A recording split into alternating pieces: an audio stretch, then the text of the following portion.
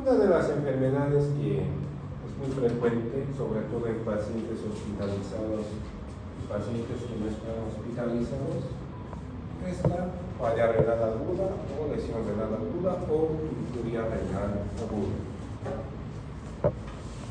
Antiguamente el término que se utilizaba con mucha frecuencia era el término de insuficiencia renal aguda. Ya a partir desde el 2008 ese término ya ha quedado en desuso, ya no se tiene que utilizar. El término correcto es lesión o injuria renal. Para la definición de esta enfermedad se toman dos parámetros. Uno es el parámetro clínico y el otro el parámetro laboratorio. Entonces está definido por dos cosas, ¿no? Que son el descenso del filtrado glomerular y la retención de azuaros. La retención de azuaros se va a manifestar como aumento de la creatinina sérica, ¿verdad? Y este aumento de la creatinina sérica tiene que ser mayor o igual a 0,3 miligramos de cilindro en un lapso de 48 horas o mayor a 1,5 veces respecto a la línea basal. Y el otro componente de la definición es el descenso del filtrado glomerular. Este descenso del filtrado se va a manifestar con reducción del volumen urinar, que en este caso será menor a 0,5 mililitros por kilogramo hora o menor a 100 mililitros al día. Esta enfermedad es una enfermedad que aqueja a todo el mundo. Se reporta 13.3 millones de casos por año. Y miren, países en vías de desarrollo como Latinoamérica aportan con 11.3 millones de casos por año. O sea, más del 70% de Latinoamérica. Y la mortalidad reportada es muy alta, es de 1.4 millones a nivel mundial. Pero este deporte es de los países de primer mundo. Entonces la mortalidad en países como Latinoamérica es mucho más alta.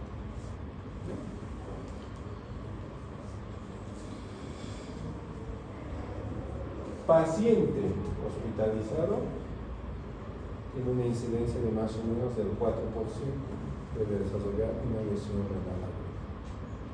Aquel paciente que ingresa a terapia intensiva,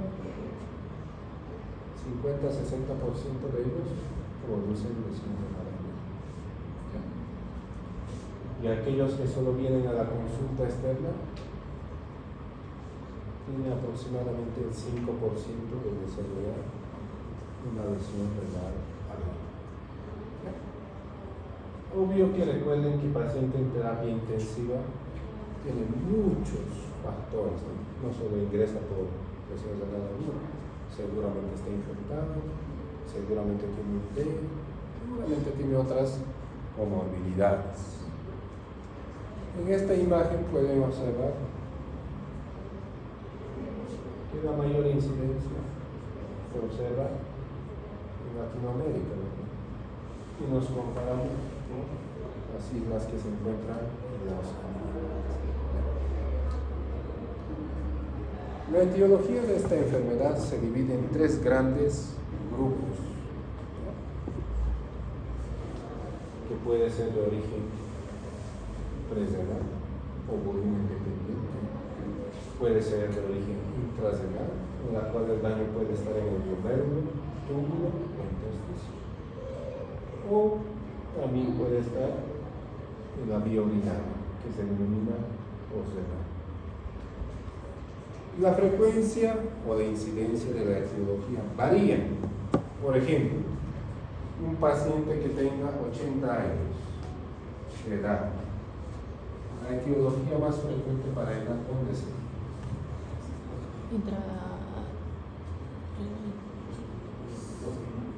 Posrenal, porque recuerden que Al sexo masculino, después de los 45 años, ¿qué le crece? La próstata. La próstata, pues no. Otro, pacientes que se encuentran hospitalizados ahí por X causa, ¿cuál sería la causa más común? Intrarenal.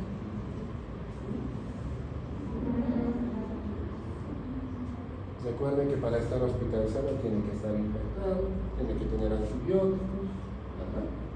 Y otras comorbilidades. Todo eso daño existe. El glomérulo, el tubo, el intestino. Porque todos los medicamentos que ingerimos, en mayor o menor medida, salen mal. En los niños, ¿cuál sería la más frecuente? Prerenal. ¿Por qué? Porque sufre más rápido deshidratación. Porque todo niño tiene fiebre, ¿no? Y cualquier fiebre incrementa las pérdidas sensibles y la mayoría tiene diarreas y vómitos y dejan de comer. Entonces, la etiología varía dependiendo al grupo etario, porque no es lo mismo, ¿verdad? Entonces, respecto a la fisiopatología de la etiología presrenal, es descenso del volumen sanguíneo. ¿Ya? Este descenso de volumen sanguíneo puede ser debido a que se perdió o está distribuido de manera inadecuada. Puede perderse el volumen sanguíneo por sangrados, diarreas, quemaduras, poliurias, o estar distribuido de manera inadecuada por falla cardíaca, choque séptico o insuficiencia hepática. Todo esto hace que la cantidad de sangre que llega al riñón sea menos. Y esto conlleva a una descarga de catecolaminas.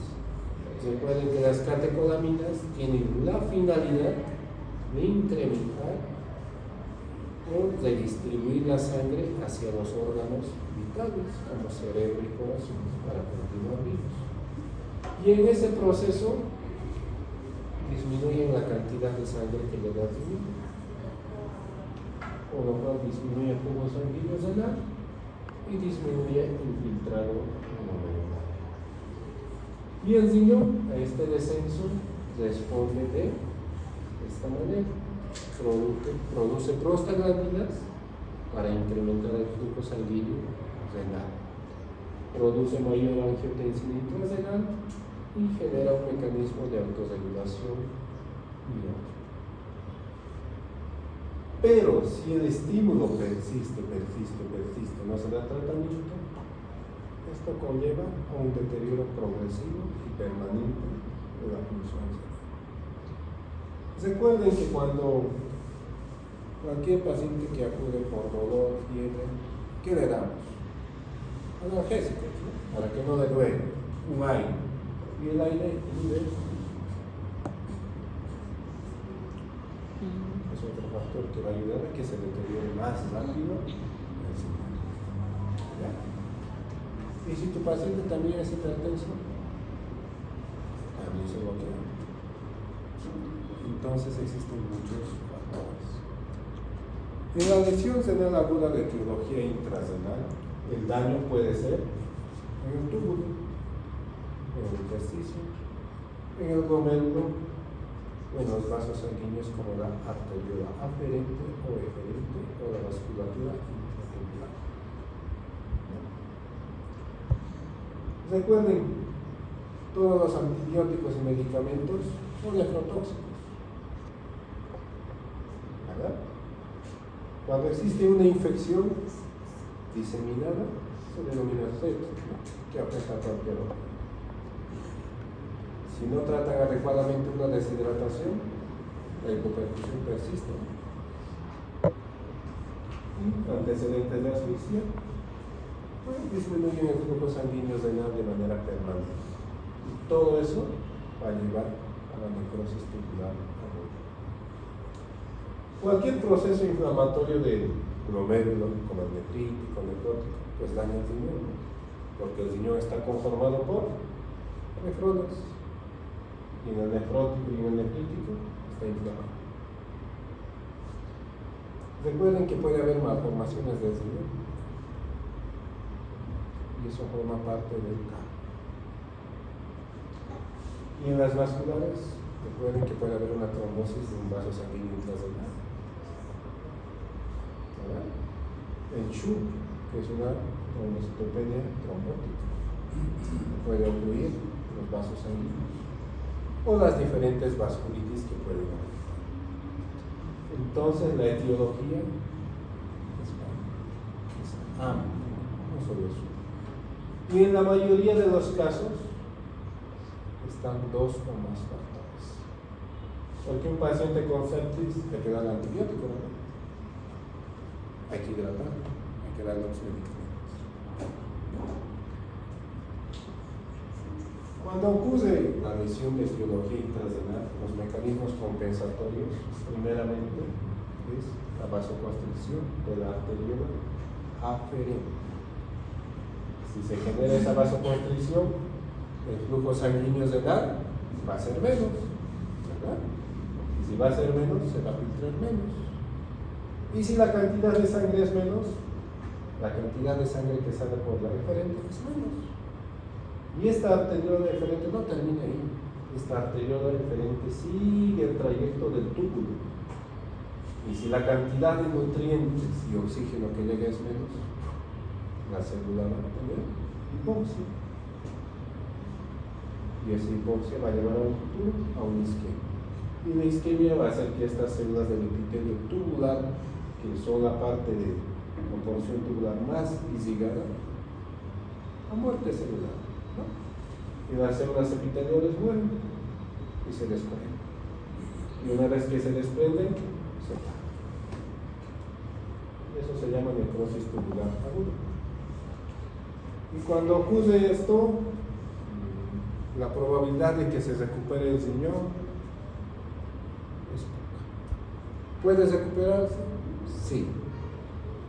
O también no puede recuperarse. Y si se recupera, puede recuperarse tal vez el 10% o el 20%. No sabemos. El pronóstico es muy malo en cuando llega a esas etapas. Y esto puede ocurrir en un paciente que no le hemos hidratado adecuadamente, que ha estado con diarrea una semana y llega y no le hacemos nada y se va y vuelve a ser. Una simple diarrea puede llevarnos a eso, a un cuadro de deshidratación. En la etiología postrenal, que es mucho más frecuente, ¿no?, en individuos mayores de 45 años, tanto en el sexo masculino y en el femenino. En el sexo femenino principalmente por los tumores oncológicos, ¿no? Recuerden que la principal causa de muerte en las mujeres sea uterino, y el sea uterino pues, está muy cerca de esto, ¿no?, e invade las estructuras, ¿no? Pero en la etiología post-renal recuerden solamente obstrucción. La obstrucción puede ir desde la pelvis hasta la punta de la uretra. Esta obstrucción puede ser unilateral o bilateral. Dentro de las causas puede haber un mito, obstrucción, una hiperplasia prostática, el mismo, obstrucción. Puede haber que la vejiga no funciona, vejiga neurogénica, como es el caso de los individuos que tienen lesión en la cérvica, quedan paralíticos, en la cérvica para abajo, y esos pierden la capacidad de controlar la vejiga neurogénica. También existen infecciones, ¿no? Esta infección que conocen la cistitis hemorrágica. En esa infección hay un proceso inflamatorio agudo en la vejiga y hay sangrado. Y si hay sangrado, recuerden que se forman coágulos. Y los coágulos tapan. Si no se ingiere la cantidad de líquido adecuada. Y medicamentos. Hay medicamentos también que pueden causar cistitis hemorrágica. Entonces, dentro de este grupo podemos mencionar que en la etiología, la presrenal es falta de agua, la intrarrenal es el daño en el riñón y sus componentes, y la postrenal, obstrucción. Las manifestaciones clínicas son muchas, pero solamente es la expresión de la pérdida de las funciones renales. En la primera clase dijimos que una de las funciones del riñón era eliminar productos de desecho, y esos productos de desecho eran urea y creatinina principalmente. Entonces, si no se elimina, por ende van a subir. Dijimos que el riñón es la forma en la cual se elimina el excedente de líquido del cuerpo. Líquidos. No se elimina, se retira. Y eso se manifiesta como edema, amasarca, anuria o oliguria. El riñón elimina los iones hidrógeno del cuerpo. Si ya no funciona el riñón, se retira. Y eso se manifiesta como una acidosis metabólica. Regula todos los electrolitos del cuerpo, ya sea sodio, potasio, cloro, calcio, fósforo y magnesio. Cuando deja de funcionar, hay hiponatremia, hipercalemia, hipocalcemia, hiperfosfatemia e hipermagnesia. Y cada electrolito se manifiesta clínicamente. Otra función, recuerden que era el control de la presión, ¿verdad? Si el riñón está afectado, el control se pierde. Y la presión arterial se eleva. Otro componente muy importante es el componente endocrinológico mediante la producción de hormonas, principalmente asociados a la vitamina D y la eritropoyetina. Pero recuerden, con respecto a la eritropoyetina, la vida media del eritrocito es 120 días. Y para mencionar lesión renal aguda, el criterio es menor a 3 meses. Entonces, lo más seguro es que alteraciones como anemia no se vaya a ver, a menos que tenga o la causa sea un sangrado o pérdida de sangre. Entonces, las manifestaciones del riñón pueden ser en cualquier sistema. La urea, su principal órgano, cerebro, puede generar encefalopatía ureica. Y eso se manifiesta como convulsiones, que no mejoran con los anticonvulsivantes. Y convulsionan de manera muy agresiva hasta que le bajemos la urea. A nivel del pulmón, se llena de agua. Se llama edema agudo del pulmón o desarme pleural. A nivel del corazón, el corazón normalmente funciona con 5 litros, ¿verdad? Si se retiene 7 litros, se sobrecarga. Si hay alteraciones en los electrolitos como potasio, calcio, fósforo, así. Se pueden comprometer. A nivel hepático, recuerden que cuando se retiene mucho líquido, el hígado se congestiona y ya no funciona tan bien. Y las sustancias que se eliminan en el hígado pasan al presente sanguíneo, no se eliminan. A nivel hematológico, la urea disminuye el tiempo de vida de las plaquetas. Evita que formen ese proceso de agregación plaquetaria, ¿verdad? Que forman el tapón, tienen que juntarse las plaquetas, se inhiben. Por eso estos individuos sangran. A nivel del aparato gastrointestinal, hay alteraciones en la flora intestinal. Recuerden que a nivel del tubo digestivo se encuentra toda la materia fecal. Y en la materia fecal se encuentran tanto productos de desecho y bacterias, hongos, virus, esquejes. Y si se encuentra congestionado, hay más facilidad y probabilidad de que todas esas bacterias ingresen al torrente sanguíneo. Entonces, el deterioro de la función renal puede afectar cualquier. Existen muchas clasificaciones, ¿no?, que dicen el ACI, ZIFLI, CALEDO, siguen apareciendo muchas más, ¿no? Para lo único que sirve la clasificación de esto es para ver el pronóstico de la enfermedad. Para otra cosa no sirve. Para realizar un tratamiento no le sirve. Independientemente sea lesión renal aguda aquí 1, 2 o 3, el tratamiento va a ser casi lo mismo. Solamente nos dice que mientras más alto sea el Cali-GO o el Aki, peor el pronóstico. Puede ir mucho peor. Obvio que si va a ser un Aki, pues me va a ir bien. Probablemente el señor va a estar con su. Pero si le dan un Aki 3, o sea, eso debe ir mal.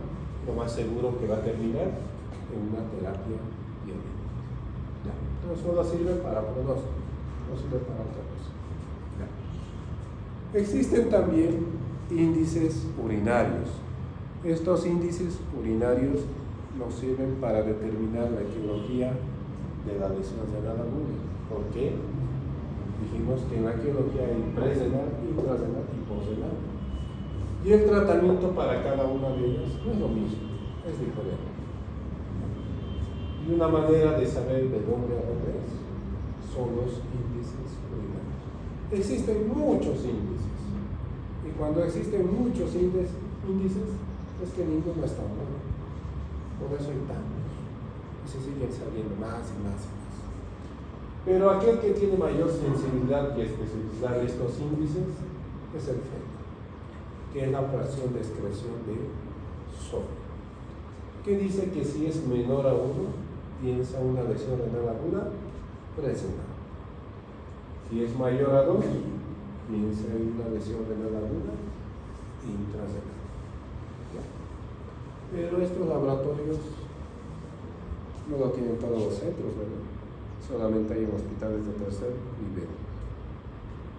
Entonces existe esta prueba que se denomina la prueba de recto a líquidos, que menciona que le pasas agua por la vena. Si orina es presrenal, no orina intrasrenal. Eso es el resumen. Pero tiene indicaciones precisas.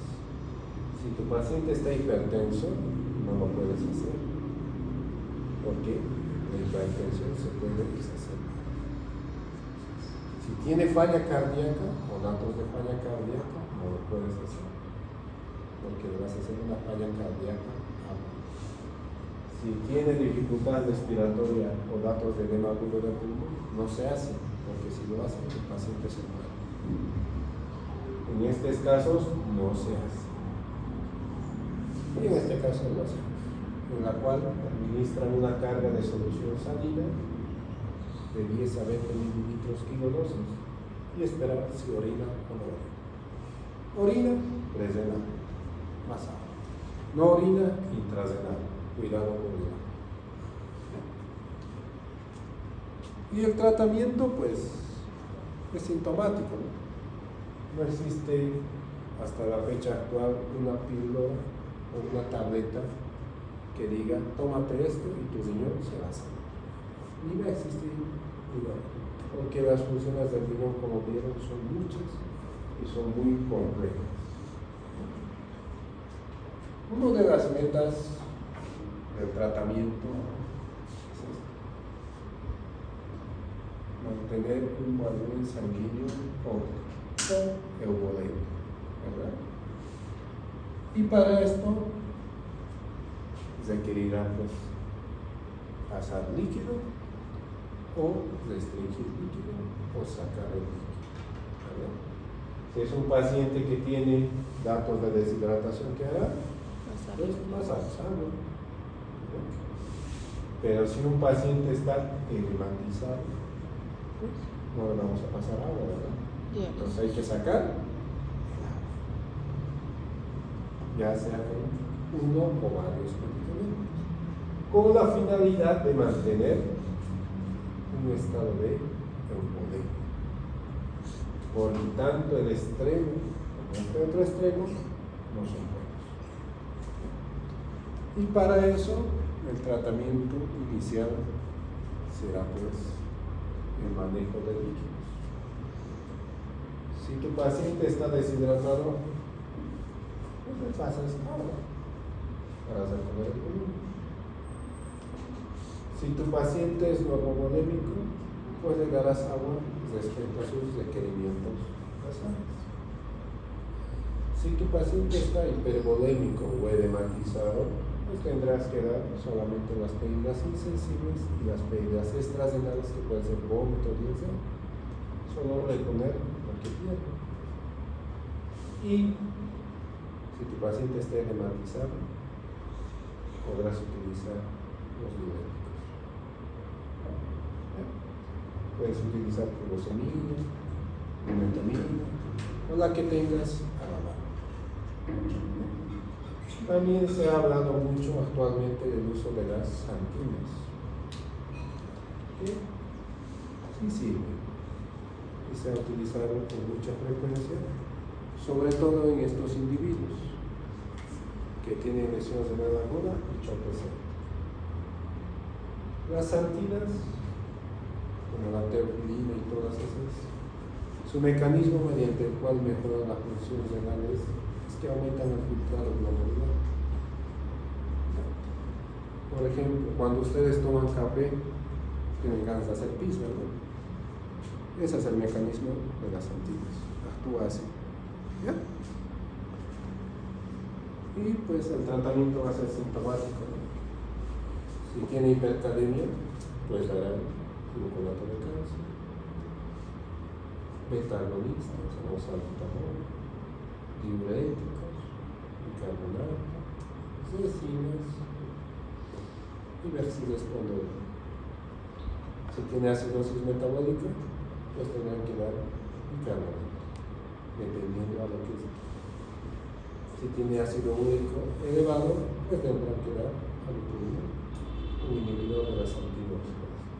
Si tiene hiperfosfatemia, pues tendrán que dar algún quelante o alguna sustancia que evita su absorción, como carbonato de calcio. Y si existe uremia sintomática, pues ahí se tendrá que dializar.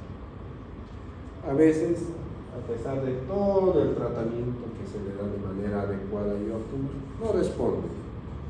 Doctor, ¿para la hipercalemia también sirve dar solución dextrosa con insulina? Sí, se utiliza eso. Pero, o sea, ¿se utiliza frecuentemente o...?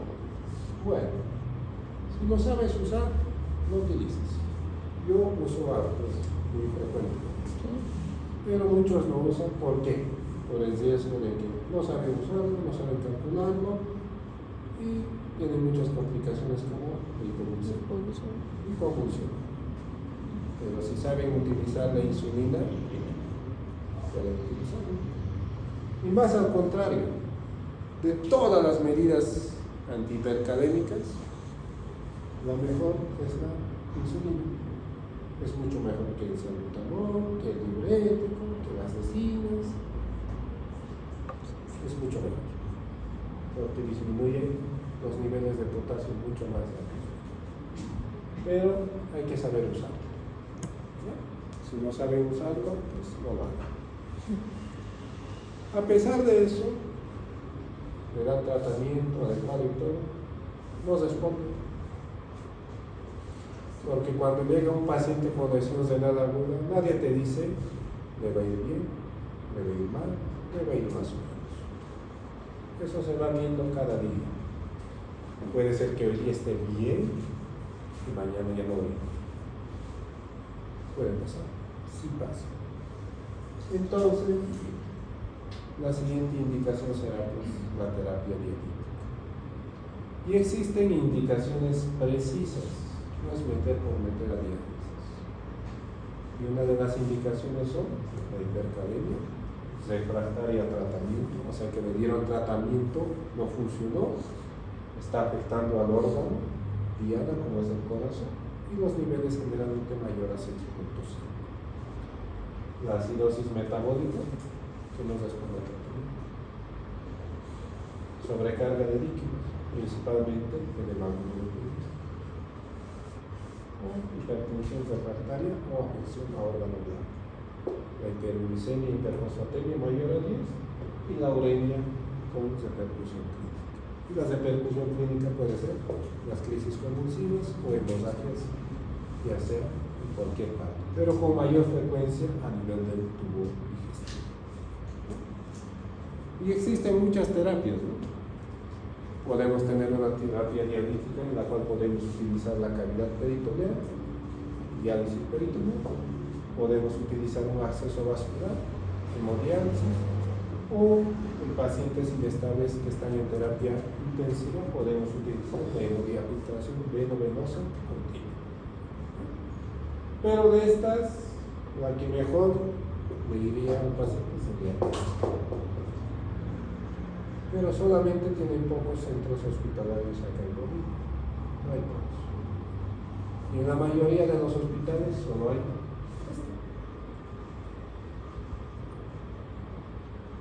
La desventaja de esto es que cuando se hemodializan los pacientes se saca una cierta cantidad de volumen de sangre, ¿verdad?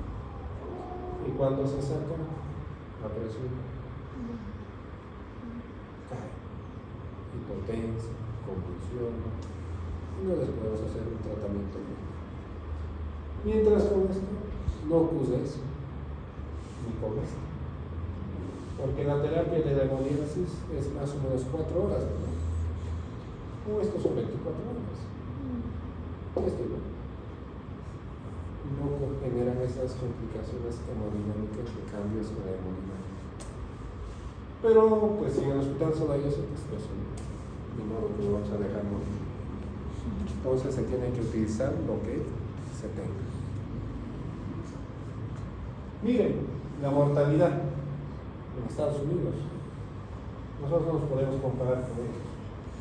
Ellos tienen una mortalidad del 15%. La nuestra debe estar más, 30, 40%. Y paciente en terapia, el doble, 30%.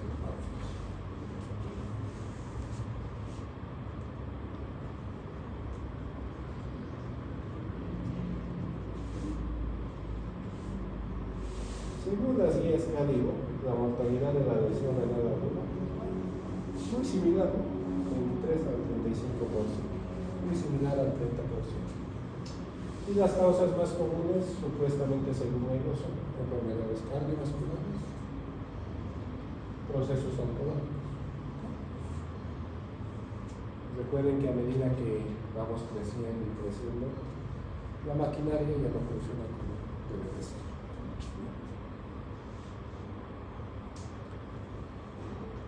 Cuando se tiene una lesión renal aguda, pues se daña el riñón, ya no queda igual. Es como cuando un auto se choca, se chapea todo lo que quiera, pero ya no queda igual, ¿no? Lo mismo ocurre con el riñón, ya no queda igual, ya está dañado, ya tiene su cicatriz, ya tiene su herida. Y esa cicatriz no se soluciona con nada. Y eso disminuye la vida del riñón. Porque con cada lesión renal aguda mueren nefrones. ¿Quién sabe cuántos? No mueren. Y cuando hay daño, es proteinuria, diciendo que el riñón está mal.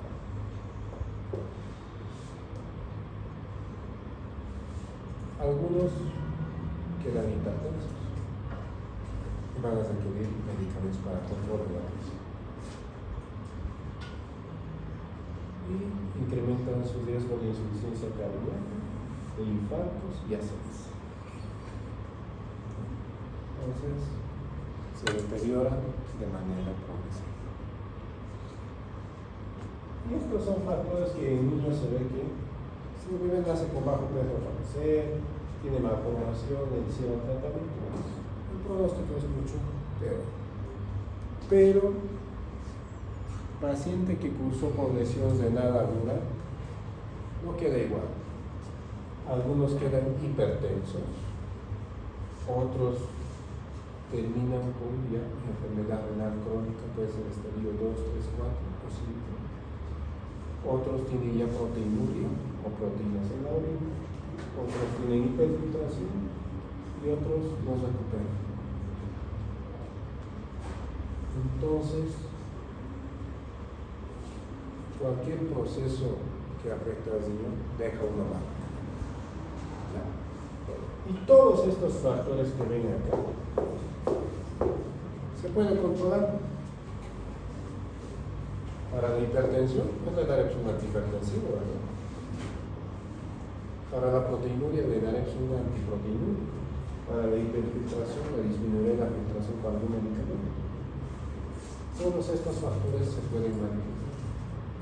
Y esto es lo que se tiene que pedir en un paciente que cursó con lesión renal aguda. O sea, tiene la lesión renal aguda, se recupera y hay que darle seguimiento con estos laboratorios. No dejarlo. Porque ¿quién te dice que ese paciente tal vez no desarrolle esto o esto o esto? Y todos estos factores van a hacer que se deteriore más rápido el riñón y disminuye más la vida útil. Entonces todo esto se puede hacer en cualquier lado, en cualquier cosa. Para tomar la presión arterial solo necesita tomar un manguito. Para ver la proteinuria, pues un examen general de orina, eso hace donde sea. Para ver la hiperfiltración, una creatinina. Entonces todos esos factores se tienen que vigilar de manera continua.